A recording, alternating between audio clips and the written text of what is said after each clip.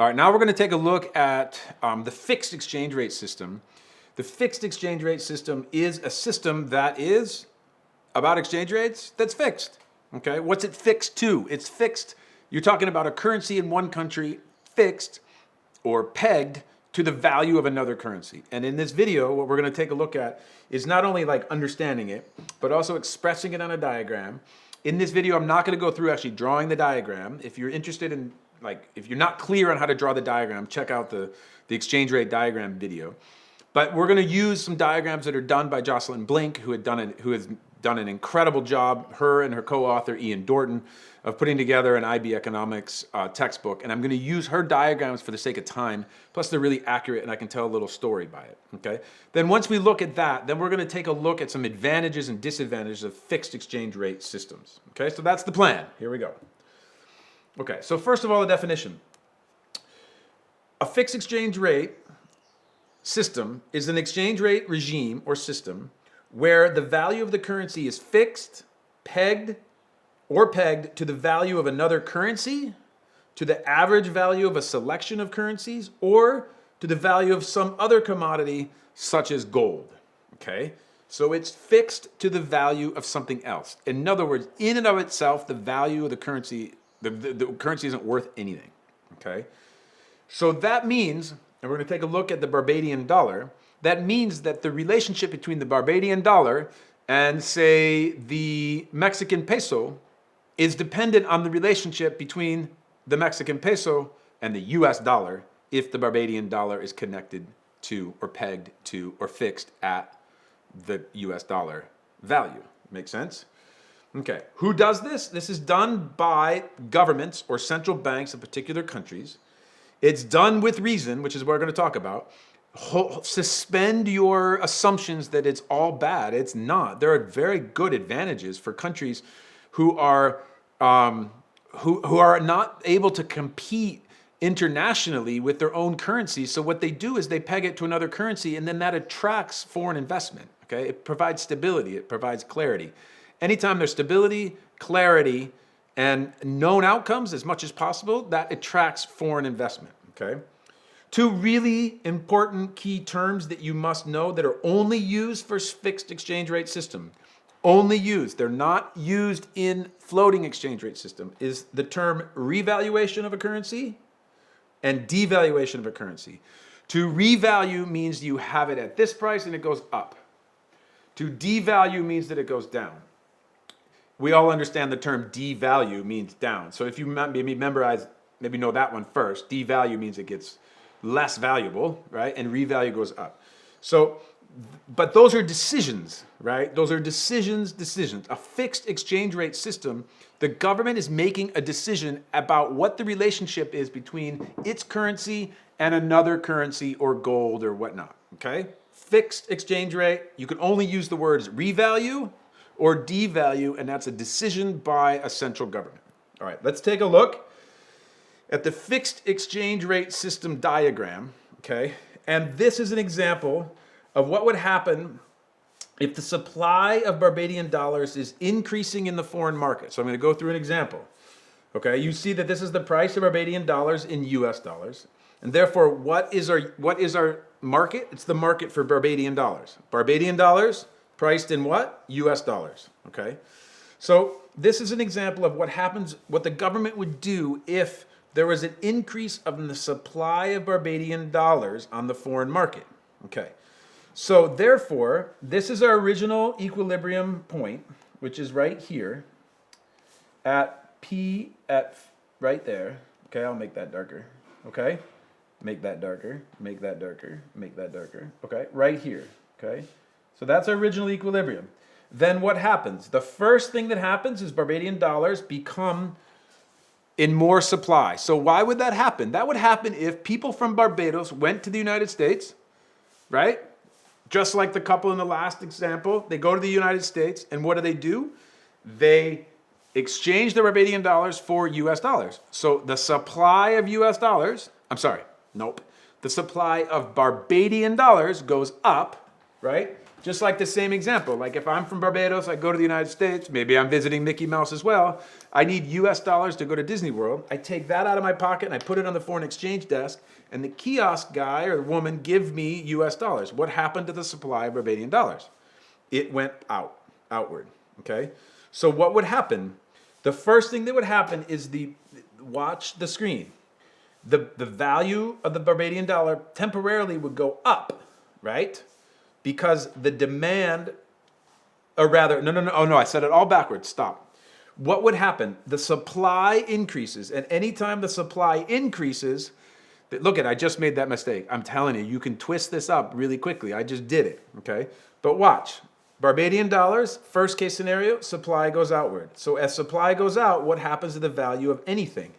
It goes down. So the first thing, supply goes out, and the new equilibrium price would drop, which would mean that the government has to intervene in the marketplace to get the value back up to where it pegged itself at the dollar.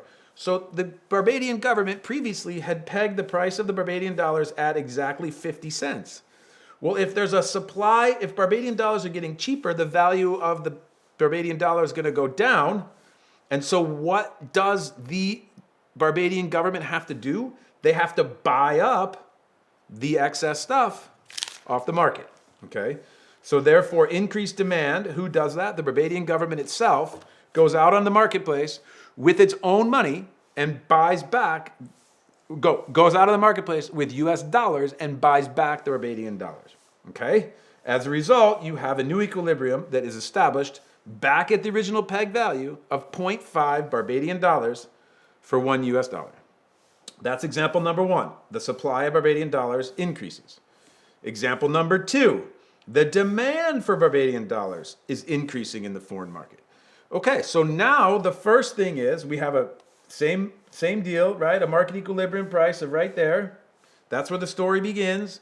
Then what? Well, step one is that the demand for Barbadian dollars goes out. So why would that happen? Well, let's say people from the US go to Barbados for vacation. And that is going to drive up the value of what? Of the Barbadian dollar, right? And then all of a sudden, because Barbadian dollars are going to become more scarce on the international market, right? Let's say they're Barbadian dollars right here at the kiosk, right? And then people from the US come and they pay with their US dollars, and all of a sudden, what happens to the Barbadian dollar? The demand for it is going to increase the value of the Barbadian dollars temporarily. And what is the Barbadian government going to have to do in order to keep its money, its dollar, pegged to the US dollar at 0.5? It is going to have to do what? It's going to have to increase the supply of Barbadian dollars. This is one. That's two. Increase the supply of Barbadian dollars by going into its reserves and spending its own money in the marketplace to buy up the dollars, the US dollars, okay? So when the demand for Barbadian dollar goes out, what happens? The price goes up. Now all of a sudden, what the Barbadian government needs to do is have the price fall. They're going to buy back their own currency with US dollars, and it'll get back to a place here at 0.5 Barbadian dollars per US dollar, and therefore maintain the fixed nature of that exchange rate. Okay? So, those are two scenarios. One where supply increased, and the second is where demand increases. And now the question is, what are the advantages of both? Okay, what are the advantages of a fixed exchange rate system? It sounds on the surface like a whole lot of work, right? But Barbados is a relatively small nation who's competing continually for tourism dollars. There's the number one industry there. So what do they have to do? They have to figure out a way that people will understand and provide clarity in the business place of what the prices are going to be in Barbados. Okay. So therefore, a fixed exchange rate, these are three advantages of a fixed exchange rate. It should reduce uncertainty. Businesses will be able to plan ahead with the knowledge that the predicted cost and price will not change. If the Barbadian dollar is pegged to the dollar and the dollar is stable, guess what? The Barbadian dollar is stable. Huge point. Certainty, clarity, known values, known returns, known costs, known prices, critical for foreign investment. Okay. Advantage number 2 of a fixed exchange rate. If exchange rates are fixed, then inflation may have a very harmful effect on the demand for exports and imports. If prices go up really quickly, whoa, the Barbadian government is going to have to respond really, really quickly to fix it, and they probably can't in the long run. And so because of this is an advantage, the government is forced to take measures to ensure that inflation is as low as possible. That's really good for Barbadians, really good. If you've ever, studied history and you look at some countries that have faced really tough times, Venezuela as a country right now is facing a really tough time. Inflation goes through the roof. And what happens to people's savings? I mean, they get destroyed, right? But if you're a Barbadian and inflation is held at bay by the government because they have to protect their own currency from a catastrophe in the foreign market or spending a bunch of foreign reserves to buy back the Barbadian dollar, it's really going to help citizens there know for certainty. And also that's going to attract, of course, investment from abroad. The third advantage is that in theory, the existence of a fixed exchange rate should reduce speculation in the foreign exchange market. So why would you go and speculate on the Barbadian dollar if it's already fixed to the dollar, US dollar, right? In theory, that is the case, but in reality, people speculate on a lot of things because you could make money. And anytime you can make money, I mean, speculating in a marketplace, whether it be for stocks or currencies, is a form of gambling. So the speculation is going to happen anyway, but the advantages of a fixed exchange rate system is that they would be less likely to happen. Okay? Now, let's take a look at the disadvantages. Okay? The disadvantages of the fixed exchange rate system is the government is compelled to keep the exchange rate fixed, right? So they can manipulate interest rates to do this. However, that's pretty dicey, right? They have to figure out a way that if the exchange rate is in danger of falling, then the government will have to raise interest rates, the price of money, in order to increase demand of the currency. But this will have a deflationary effect on the economy, lowering demand and increasing unemployment. Okay, check the notes below for more extensive understanding of that. But the basic idea here is that interest rates is the price of money, right? And so if the exchange rate is falling, what governments want to do is increase people's interest in buying their currency, which means they will lower the price of their currency, which means that they'll lower the interest rates in the country so that more people will invest in their banks. If you're to invest in a Barbadian bank, you must have Barbadian dollars, which means you must buy them, which means the price and value of it will go up. 2, the government has to maintain high levels of foreign reserves. That's pretty obvious in the example. If the Barbadian government wants to manage its own exchange rate, it has to have dollars in order to buy back the Barbadian, US dollars, in order to buy back the Barbadian dollars when it needs to, okay? And this is not easy, right? Setting the level of value is really complicated, and sometimes governments really struggle in order to do that, and you can really mess up. And if you mess up and then you have to constantly revalue or devalue your currency, it can be costly in the international market because people don't trust the government to do the right thing, okay? And lastly, a country that fixes its exchange rate is at an artificially low level may create international disagreement.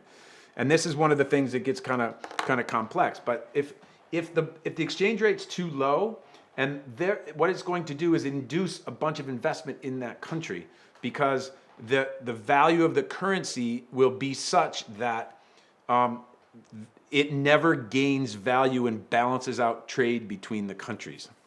What does that mean? As I go to Barbados and buy up Barbadian dollars, right, the value of the currency is going to go up.